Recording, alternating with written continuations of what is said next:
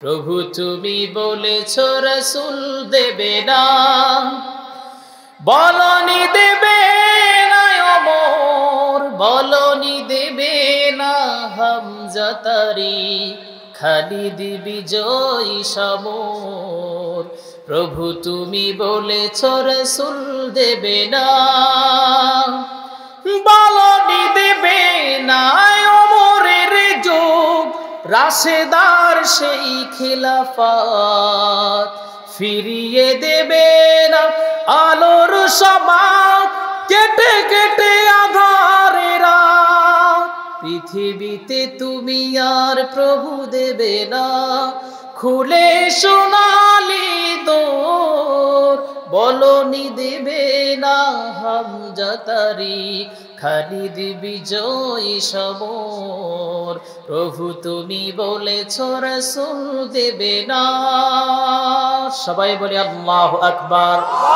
আমার ভাইরা, আমার বন্ধুগণ, প্রথম নাম্বার সাহাবীর কথা বললাম, দুই নাম্বার যে সাহাবী, আমি তিনজন সাহাবীর জীবনী নিয়ে আলোচনা করে বিদায় নিব ইনশাআল্লাহ। থাকবেন তো নাকি ইনশাআল্লাহ? তবে আমার ভাইদের জন্য কষ্ট হচ্ছে যে আপনারা অনেকক্ষণ হলে দাঁড়িয়ে আছেন, আজকে একটু বসার ব্যবস্থা করা যায় না? জায়গা আছে, আপনারা কি আসবেন?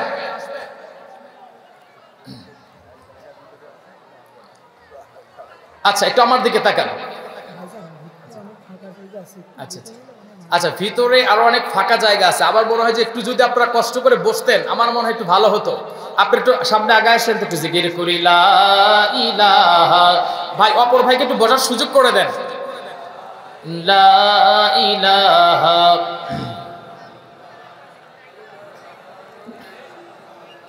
লা ইলাহা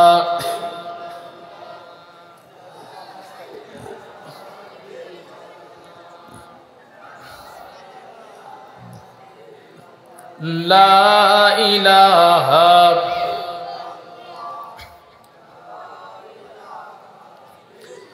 লা ইলাহা। আমার ভাইয়ের, আমার বন্ধুগণ, দুই নম্বর সাহাবী যিনি, তিনি অন্য কেউ নয়, সবাই আন্দাজ করতে পেরেছেন নবীজির প্রিয় সাহাবী, তার নাম হলো বেলাল রাদিয়াল্লাহু তাআলা আনহু। আপনারা বিশ্বাস করবেন কিনা জানি না, বেলাল রাদিয়াল্লাহু তাআলা আনহুর প্রথম থেকে শেষ পর্যন্ত প্রায় এখন পর্যন্ত 20 বারের বেশি বার আমার পড়া হয়ে গেছে। কিন্তু আল্লাহর কসম করে বলি, আমি যতই বেলাল রাদিয়াল্লাহু তাআলা আনহুর জীবনী পড়েছি, কোনোদিন পুরান মনে হয় নাই, যেন নতুন মনে হয়েছে। ঠিক কিনা? সংক্ষেপে বলছি, বিলাল রাদিয়াল্লাহু তাআলা আনহুর ইসলামের জন্য ত্যাগ কতটুকু ছিল। বিলাল রাদিয়াল্লাহু তাআলা আনহুকে উমাইয়া যেই ঘরের ভিতরে রাখতেন, উটার দুম্বার প্রসব পায়খানার ভিতরে বিলাল রাদিয়াল্লাহু তাআলা আনহু অবস্থান করতেন রে। বিলাল রাদিয়াল্লাহু তাআলা আনহু একদিন চিন্তা করলেন, আমার মুনিবকে যদি গিয়ে বলি যে এই ঘরের ভিতরে থাকতে আমার কষ্ট হয়, মুনিব মনে হয় কোনো একটা ব্যবস্থা আমার জন্য করে দিবে। পরের দিন সকালবেলা বিলাল রাদিয়াল্লাহু তাআলা আনহু যখন উমাইয়াকে বললেন, উমাইয়া, আমি যেই ঘরের ভিতরে অবস্থান করি, সেই ঘরের ভিতরে আমার জন্য থাকা অত্যন্ত কষ্টকর হয়ে যায়, আমার জন্য অত্যন্ত কষ্টকর হয়ে যায়।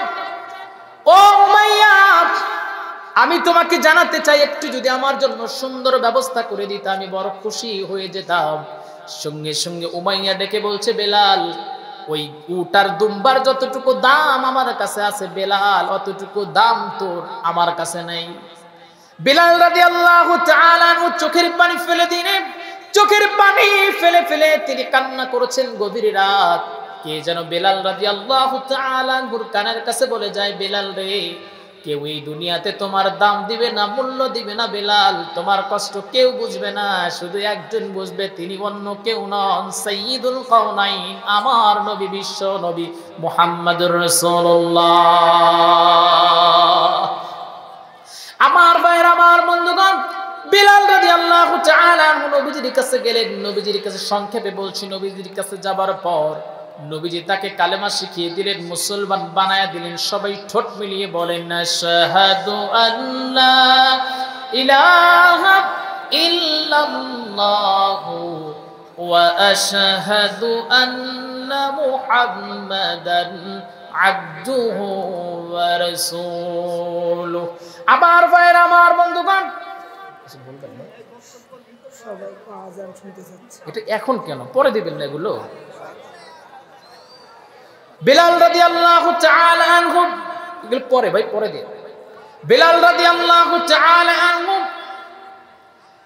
ওই সময় তিনি নবীজির কাছে মুসলমান হইয়া যাওয়ার পর যখন উমাইয়া জানতে পারল সংক্ষেপে আমি বলছি তাকে পরিমাণে অত্যাচার করা হলো বিলাল রাদিয়াল্লাহু তাআলা আনহুকে মরুভূমির উত্তপ্ত বালির উপরে শোয়ায়া দেওয়া হতো বিশাল পরিমাণে পাথর তার বুকের উপর চাপায়া দেওয়া হতো এখনই মনে হয় জিহ্বা ভেদ করে তিনি মারা যাবেন বিলাল রাদিয়াল্লাহু তাআলা আনহু এই সময় তিনি জিকির করতেন আল্লাহ আল্লাহ জিকির করতেন বিলাল রাদিয়াল্লাহু তাআলা আনহু এইবার তিনি যেই কাজটা করলেন বিলাল রাদিয়াল্লাহু তাআলা আনহু যখন জিহ্বা দিয়ে যখন জিকির করতেছিলেন তার মনিব উমাইয়া এইবার রেগে গেল বিলাল রাদিয়াল্লাহু তাআলা আনহুর জিহ্বার ভিতরে তিনি বাবলা গাছের কাঁটা ঢুকাইয়া দিলেন সঙ্গে সঙ্গে জিহ্বা ফিনকি দিয়ে রক্ত বের হয়ে গেল বিলাল রাদিয়াল্লাহু তাআলা আনহু এইবার তিনি চোখের পানি ফেললেন আর চোখের পানি ফেলে ফেলে কান্না শুরু করে দিলেন আল্লাহ যেই জিহ্বা দিয়ে তোমার জিকির আমি করি আল্লাহ আমার ঠোঁটটাকে আমার জিহ্বাটাকে তারা ফুটা করে দিয়েছে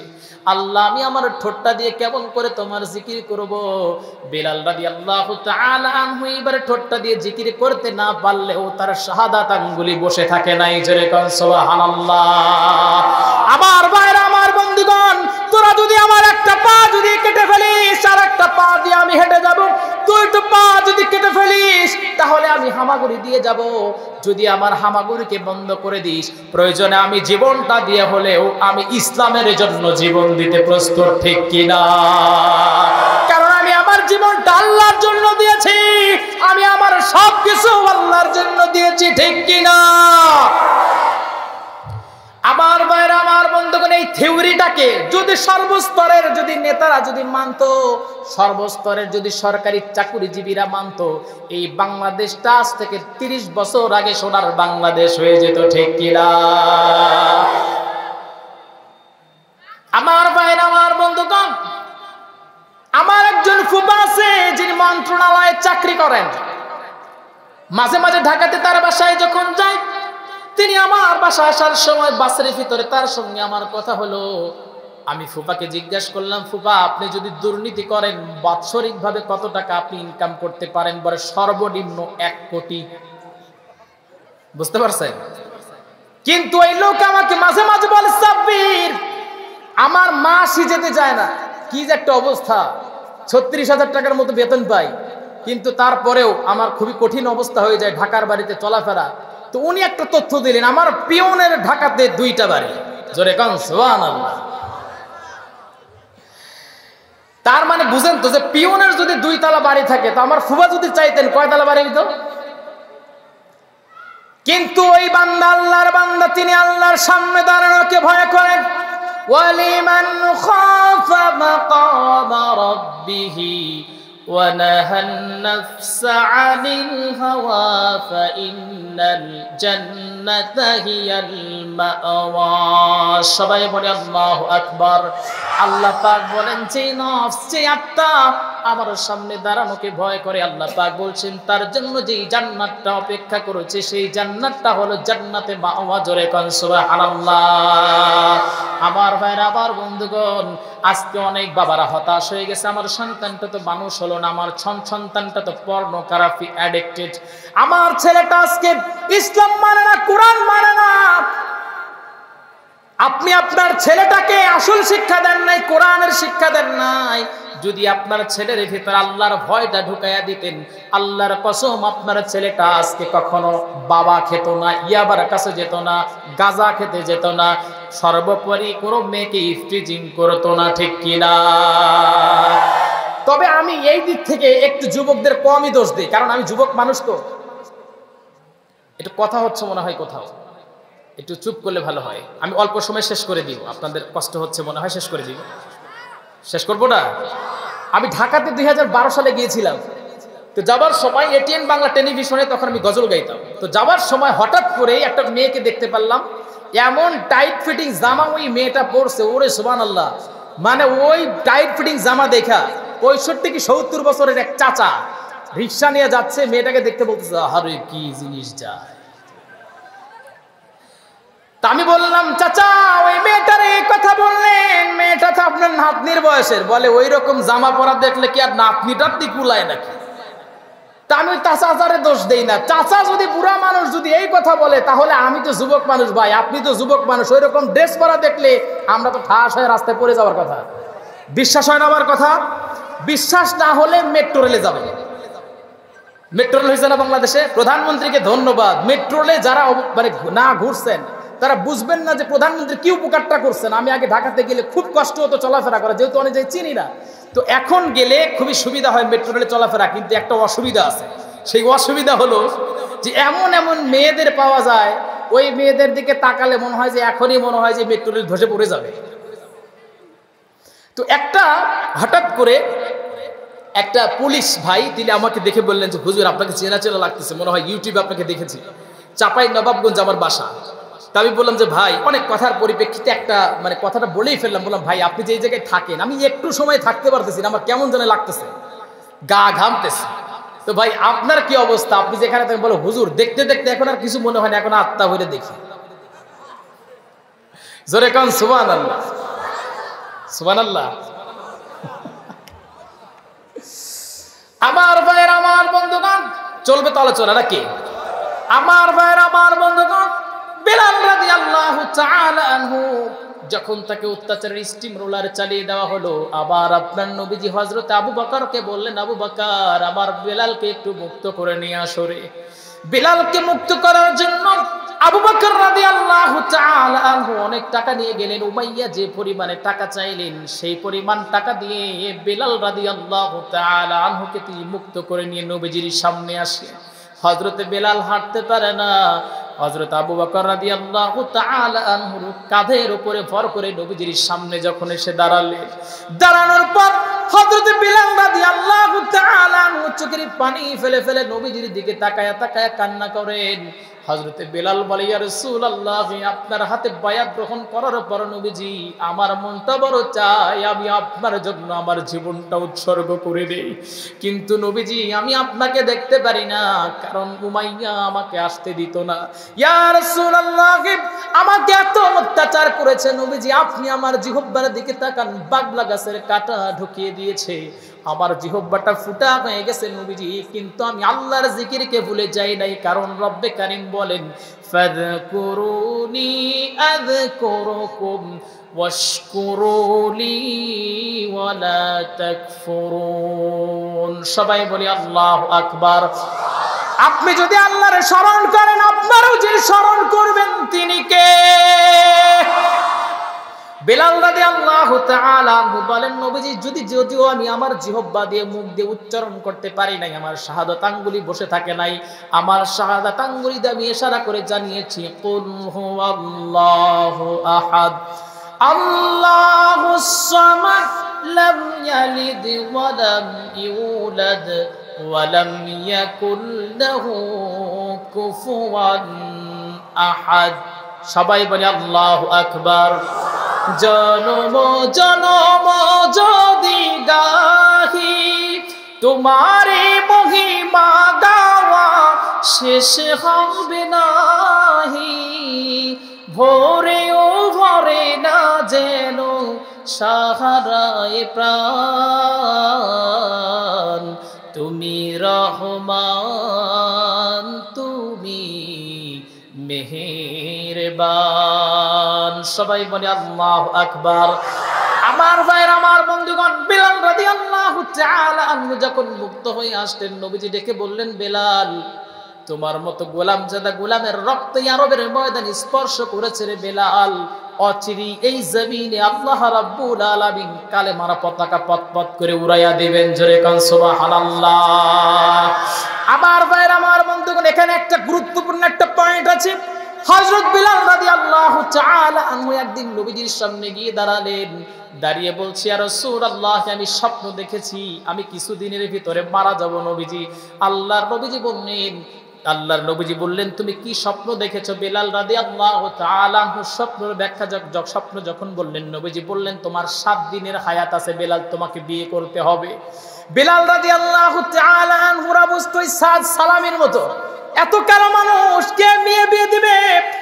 সঙ্গে সঙ্গে বিলাল রাদিয়াল্লাহু তাআলা আনহুর পাত্রী খোঁজার জন্য নবীজি চারজন সাহাবীকে বললেন, আবু বকর, ওমর, ওসমান আর আলী, চারজনকে দাওয়াত যখন দায়িত্ব দিয়ে দিলেন 7 দিনের ভিতরে বিবাহ করতে হবে। ভাই কষ্ট হচ্ছে আপনাদের?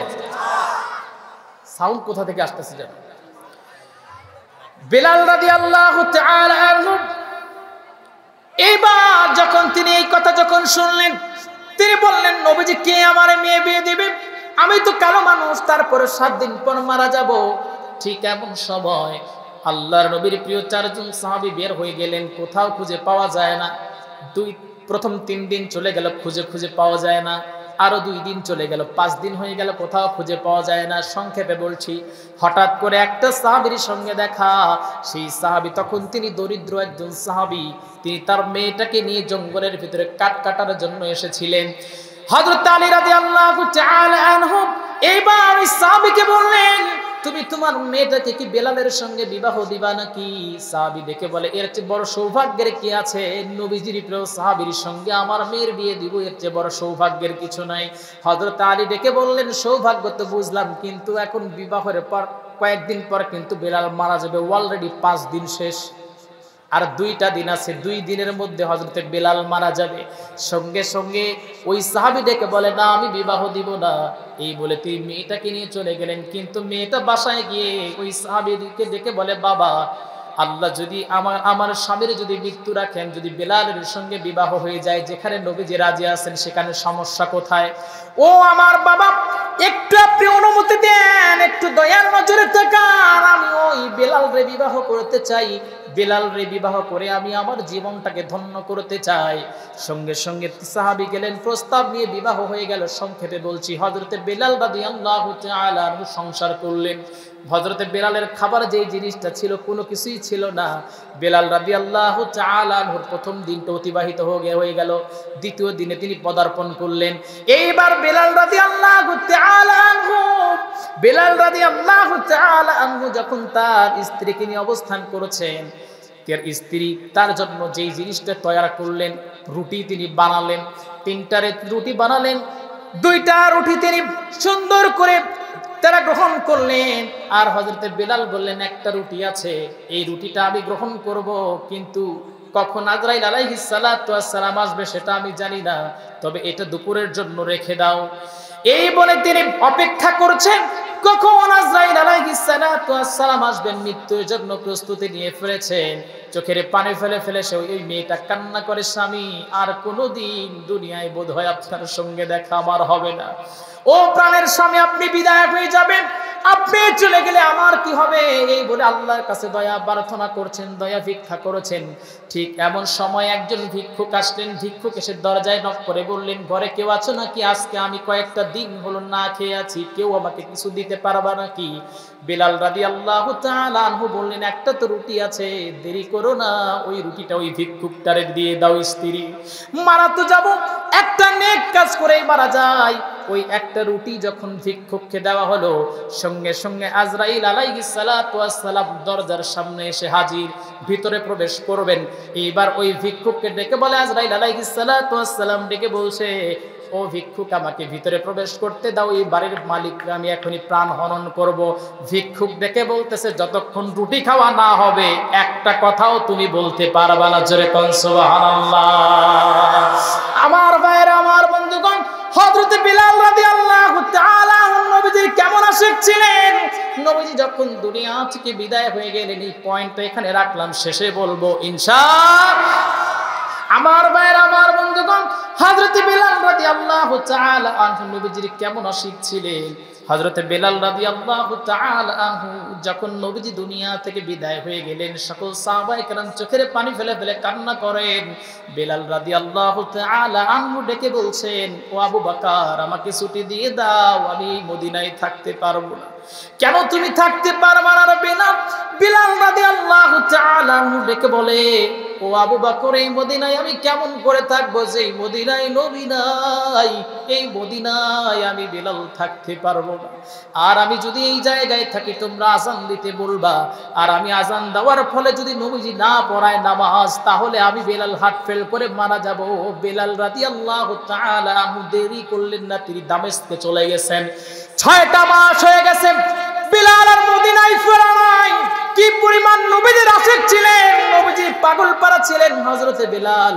আল্লাহ পাক বলছেন, কুল ইন কুনতুম তুহিব্বুনাল্লাহা ফাত্তাবিউনি ইউহিব্বুকুমুল্লাহ ওয়া ইয়াগফির লাকুম যুনুবাকুম ওয়াল্লাহু গফুরুর রহিম। সবাই বলে আল্লাহু আকবার। আল্লাহ পাক বলেন, যদি তোমরা আমার ভালোবাসা পেতে চাও তাহলে আমার নবীজির ইত্তেবা করো, আমার নবীজির অনুসরণ করো, অনুকরণ করো। বেলাল রাদিয়াল্লাহু তাআলা 6টা মাসের ভিতরে মদিনার দিকে ফিরেও তাকান নাই, কারণ নবীজি দুনিয়ায় নাই। হঠাৎ করে তিনি ঘুমের ভিতরে স্বপ্ন দেখেন, নবীজি ডেকে বলতেছে, বেলাল, আমার রওজায় কত পাগলেরা আসে, আমার নবী, আমি নবীজিকে সালাম জানাই। আজকে 6টা মাস হলো মদিনার কোথাও তোমারে আমি খুঁজে পাই নাই রে বেলাল। বেলাল, তুই কি আমারে ভুলে গেলি? বেলাল রাদিয়াল্লাহু তাআলা আনহু যখন ঘুমটা ভেঙে গেলেন, ঘুমটা ভাঙার সঙ্গে সঙ্গে তিনি বুঝতে পারলেন ঘরের ভিতরে কে যেন প্রবেশ করেছিলেন। এত সুন্দর আতর মেখে, যে এরকম আতর দুনিয়ার কোথাও পাওয়া যাবে না। জোরে কান সুবহানাল্লাহ। হযরত বেলাল রাদিয়াল্লাহু তাআলা আনহু দেরি করলেন না, তিনি রওনা দিয়ে দিলেন। কারোর সঙ্গে কোনো কথা বলেন, এই পোটলা নিয়ে রওনা দিয়ে দিয়েছেন। অনেক শত শত মাইল পাড়ি দিয়ে তিনি চলে আসলেন। যখন তিনি চলে আসলেন, কারোর সঙ্গে কথা বলেন নাই। অন্যান্য সাহাবীরা ডেকে বলে, ও নবীর প্রিয় সাহাবী বেলাল, কোথায় ছিলা? এতদিন তো খোঁজ দিতে আসো নাই, নবীজির রওজার কাছে এসে একটা বারের জন্য সালাম দাও নাই। হযরত বেলাল কারোর সঙ্গে কথা বলে না, কারো দিকে তাকায়ও না। মদিনায় যখন খবর উঠে গেল বেলাল আজকে এসেছে, সঙ্গে সঙ্গে হযরতে ফাতেমার কানে সেটা পৌঁছে গেল। হযরতে ফাতেমা প্রাণের স্বামী আলীকে ডেকে বলে, প্রাণের স্বামী, আজকে বেলাল এসেছে, নিশ্চয়ই সে আজান দিবে। আর বেলাল আজান দিলে আমার বাবা থাকতে পারবে না, আমার বাবা নামাজ পড়ানোর জন্য চলে আসবে। জোরে কান সুবহানাল্লাহ। হযরত বেলাল রাদিয়াল্লাহু তাআলা আনহু নবীজির রওজার পাশে দাঁড়ায়া সালাম আনতে ডেকে বলে, আসসালাতু আসসালামু আলাইকা ইয়া রাসূলুল্লাহ, আসসালাতু আসসালামু আলাইকা ইয়া হাবিবাল্লাহ।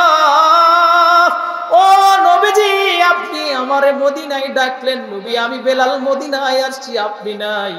এই মদিনায় কেমনে অবস্থান করব? যখন তিনি সালাম জানালেন, জানানোর সঙ্গে সঙ্গে সালমান ফারসি থেকে শুরু করে বিশিষ্ট সাহাবায়ে কেরাম নবীজির রওজার সামনে হাজির। সবাই এটাকে বলে, বেলাল রে, তুমি যদি আজান দাও নবীজি রওজায় থাকতে পারবে না, নবীজি নামাজ পড়ানোর জন্য চলে আসবে, বেলাল আজান দাও। হযরতে বেলাল রাদিয়াল্লাহু তাআলা আনহু ডেকে বলে, নবীজির প্রিয় সাহাবী, আমি যখন বলতাম আশহাদু আন্না মুহাম্মাদার রাসূলুল্লাহ, আমার নবীজির দিকে তাকাতাম, আমার নবীজি ওই মিম্বারে যখন আজান দিব নবীজিকে পাবো না, আমি বেলাল সহ্য করতে পারবো না, দুনিয়া থেকে বিদায় হয়ে যাব। ও আল্লাহর গোলামেরা, আমাকে আজান দিতে বলো না। সঙ্গে সঙ্গে সাহাবায়ে কেরামেরা তাকে ধরলেন, কোনো কিছুতেই তিনি আজান দিবে না। হযরতে হাসান আর হুসাইন যখন বেলালের সামনে আসলেন আর ডেকে বলে, বেলাল, তোমাকে আমরা রিকোয়েস্ট করতেছি, তুমি একটু আজান দাও। হযরতে বেলাল রাদিয়াল্লাহু তাআলা আনহু যখন আজান দিতে শুরু করলেন, যখন আশহাদু আন্না মুহাম্মাদার রাসূলুল্লাহ বললেন আর মিম্বারের দিকে তাকালেন, তখন হযরতে বেলাল রাদিয়াল্লাহু তাআলা আনহু মিম্বারের দিকে তাকায়া দেখেন নবী নবী নাই। হযরতে বেলাল রাদিয়াল্লাহু তাআলা আনহু সেন্সলেস হয়ে ওই জায়গায় দুনিয়াতে বেহুশ হয়ে যান। জোরে কান সুবহানাল্লাহ। তুমি রাসূল মদিনায়, আমি বাংলার কুলে, প্রেম জাগাইয়া গেলা অন্তরে রাসূল, মায়া লাগায়া গেলা মনেতে, তোমার জন্য আমি কান্দি দিবারাত্রি, তোমার জন্য আমি কান্দি দিবারাত্রি, মায়া লাগে না তোমার মনেতে রাসূল মায়া লাগায়া গেলা অন্তরে সবাই বলি আল্লাহু আকবার আর একটু জোরে বলি আল্লাহু আকবার আমার ভাইরা আমার বন্ধুগণ শেষ করে দেই নাকি প্রায় 2 ঘন্টা হতে চলবে আর কত আপনাদের কষ্ট হচ্ছে না সত্যি কষ্ট হচ্ছে না সবাই একটু হাত তুলে দেখান তো আলোচনা চলবে অনেক রাত হয়ে গেছে তো ফজরের নামাজ আছে না দেখেন আপনারা তো বাসায় চলে যাবেন আমাকেও তো অনেক দূরে যেতে হবে তাই না প্রায় এখন 12টা বাজবে তাই না 12টার মতো বাজবে শেষ করে দিই কি বলেন হ্যাঁ শেষ সাহাবী আচ্ছা শেষ করব আচ্ছা শেষ সাহাবী আমি একটু সংক্ষেপে একটু আলোচনা করতেছি হ্যাঁ শেষ যিনি তিনি একজন সাহাবী ছিলেন না আবার ভাইরা তিনি কোন সাহাবী ছিলেন না কিন্তু তার নাম আল্লাহ পাক কোরআন আল কারীমে একটা সূরা কোট করে দিয়েছেন যার নাম হলো লুকমান লুকমান আলাইহিস সালাতু ওয়াস সালাম তার কয়েকটা উপদেশ আল্লাহ পাক এতটা পছন্দ করেছিলেন যে উপদেশগুলো আপনি আপনার সন্তানরে দিতে পারেন আপনার ছেলের কাছে আসবে লুকমান আলাইহিস সালাতু ওয়াস সালাম তার সন্তানটাকে ডেকে বলেছিলেন ওয়া ইয ক্বালা লুকমানু লিইবনিহি ওয়া হুয়া ইয়াইযুহু ইয়া বুনাইয়া লা তুশরিক বিল্লাহ ইন্নাশ শিরকা লাযুলমুন আযীম উপদেশ দিচ্ছেন বাবাকে ছেলেটাকে যে আমার ছেলে কখনোই আল্লাহর সঙ্গে শিরিক করা যাবে সবাই বলেন যাবে সংক্ষেপে বলছি 2 নাম্বার যে কথাটা তিনি বললেন ওয়াসাইনাল ইনসানা বিওয়ালিদাইহি হামালাতুহু উম্মুহু ওয়াহানান আলা ওয়াহনি ওয়া ফিসালুহু ফি আমাইন সবাই বলে আল্লাহু আকবার এরপরে ডেকে বললেন পিতামাতার সঙ্গে সুন্দর আচরণ করবা খারাপ আচরণ করা যাবে না পিতামাতার সঙ্গে ভালো আচরণ করতে হবে লুকমান আলাইহিস সালাতু ওয়াস সালামের এই উপদেশগুলো আর উপদেশ তিনি বলেছেন তার মধ্যে আল্লাহ রাব্বুল আলামিন উপদেশগুলো এতটা পছন্দ করেছেন লুকমান আলাইহিস সালাতু ওয়াস সালামের নামে আল্লাহ পাক কোরআন আল কারীমে একটা সূরা দিয়েছেন জোরে কোন সুবহানাল্লাহ লুকমান আলাইহিস সালাতু ওয়াস সালামের এই উপদেশটা পিতামাতার সঙ্গে সুন্দর আচরণ করতে হবে আজকে কয়জন মানুষ পিতামাতার সঙ্গে সুন্দর আচরণ করে আপনারা বলেন বাবা মার সঙ্গে সুন্দর আচরণ নাই বাবা মার সঙ্গে খারাপ আচরণ করে অথচ লুকমান আলাইহিস সালাতু ওয়াস সালাম তিনি ছিলেন বেটে পা ছিল ফাটা কিতাবের ভিতর আছে নাক ছিল চ্যাপ্টা দেখলে পছন্দ হবে না কিন্তু কি উপদেশ সন্তানকে দিলেন কি হিকমত আল্লাহ পাক তাকে দান করেছিলেন রব্বে কারীম তাকে কবুল আর মঞ্জুর করে তার নামটা কোরআন আল কারীমের ভিতরে কোট করে দিয়েছেন আমার ভাইয়ের আমার বন্ধুগণ 2 নাম্বার পয়েন্টটা পিতামাতার সঙ্গে সুন্দর আচরণ করতে হবে আল্লাহর নবী বলেন হুমা জান্নাতুকা ওয়া নারুকা তোমাদের জন্য ওই দুটি মানুষ হলো আল্লাহর জান্নাত ওই দুটি মানুষ হলো জাহান্নাম যদি মা বাবার যদি খেদমত করো মা বাবা যদি সন্তুষ্ট হয়ে যায় তোমার জন্য আল্লাহর জান্নাত বাজেট হয়ে যাবে আর মা বাবা যদি অসন্তুষ্ট হয়ে যায় তোমার জন্য আল্লাহর জাহান্নাম বাজেট হয়ে যাবে আমার ভাইয়েরা আপনি এখন বেছে নেন কেমন আচরণ মা বাবার সঙ্গে করতে হবে আল্লাহ পাক বলছেন ওয়া ক্বাদা রাব্বুকা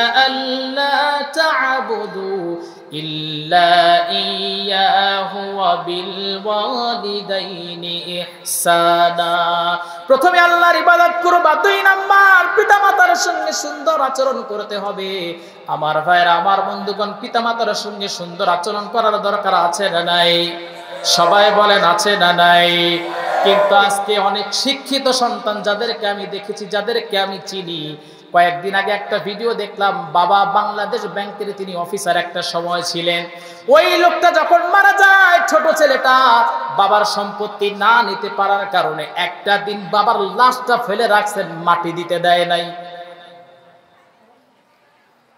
আমি তো একটা কথা বলি কি শিক্ষা আপনার ছেলেটারে দেন যে শিক্ষা অর্জন করলে বাবারে বৃদ্ধাশ্রমে রেখে আসে যেই শিক্ষা অর্জন করলে একটা সন্তান মানুষের রাস্তার মানুষকে সম্মান করে না, মুরব্বীদের সম্মান করে না, আবার সেন্স থেকে আমি বলি ওই শিক্ষা হতে পারে না। একমাত্র কোরআনের শিক্ষা আসলে শিক্ষা, যেই শিক্ষা অর্জন করলে দুনিয়াতেও লাভ, আখিরাতেও যিনি সফল কাম বানায়া দিবেন তিনি কে? আমার ভাইরা, আমার বন্ধুগণ, মা বাবার মতো এত শ্রেষ্ঠ নিয়ামত নাই। মা বাবাই হলো শ্রেষ্ঠ নিয়ামত, যে নিয়ামতটা আল্লাহ পাক দান করেছেন। মা বাবার মতো শ্রেষ্ঠ নিয়ামত দুনিয়াতে কোথাও আপনি পাবেন না। এই পয়েন্টটা বলে আমি শেষ করে দিব। যুবক এখানে যারা আছেন, জীবনে সফলতা অর্জন করতে চান, তারা মা আর বাবার খেদমত করেন, মা বাবাকে ভালোবাসেন, জীবনটা সাফল্যমণ্ডিত হয়ে যাবে। আরে আমি আমার মায়ের কথা যদি বলি, যদিও এর আগেও আমি মনে হয় বলেছিলাম, আমার মা, আমি যখন মায়ের পেটে ছিলাম, আমার মা বলে, বাবা রাতের বেলায় চোখে ঘুম আসতেছিল না। ওই সময় কোরআন বুকে নিলাম, কোরআন বুকে নেওয়ার সঙ্গে সঙ্গে একটা অজানায় শান্তিতে আমার বুকটা ভরে গেল। আমি ডেকে বললাম, আল্লাহ, এই গভীর রাত্রিতে আমি মা আমার পেটের সন্তানের জন্য প্রাণ থেকে দোয়া করি, একটা সন্তান তুমি দিবা, যেই সন্তান কোরআন বুকে নিলে যেমন শান্তি, কোরআন বুকে নিলে যেমন হৃদয়টা প্রশান্তিতে ভরে যায়, একটা ছেলে দিবা তোমার রাস্তায় কোরআনের জন্য উৎসর্গ করে দিব। আমার ছেলেটার কোরআনের আলোচনায় যাতে মানুষ মুগ্ধ হয়ে যাতে আল্লাহকে ভালোবাসতে পারে। আমার ভাইয়ের, আমার বন্ধুগণ, এই যে আমি আপনাদের সামনে কথা বলতেছি, এটা আমার কোনো চেষ্টা বা অন্য কোনো কিছু নয়, বরঞ্চ আমার মায়ের দোয়ার কারণে আল্লাহ আমার এত সম্মান দিয়েছেন। জোরে কান সুবহানাল্লাহ। এই বাংলাদেশে একটা আলেম আপনি দেখান যে বড় মাপের আলেম হয়েছে মায়ের দোয়া ছাড়া? হয়েছে কেউ? আমার ভাইয়ের, আমার বন্ধুগণ, মায়ের দোয়া ছাড়া জীবনে কেউ সফলতা অর্জন করতে পারে নাই। আবার মা আর বাবার দোয়া ছাড়া কেউ জান্নাতে যেতে পারবে না। আমার ভাইরা, আমি যখন প্রোগ্রামে আসি, যতক্ষণ পর্যন্ত বাসায় না ফিরে যাই, আল্লাহর কসম মা আমার ঘুমায় না। একটা নক করার সঙ্গে সঙ্গে মা দরজাটা খুলে দেয়। আমার ভাইয়ের, একটু মনোযোগ দিয়ে আলোচনাটা শুনবেন, কথা বলবেন না, ফিনিশিং দিয়ে দিব।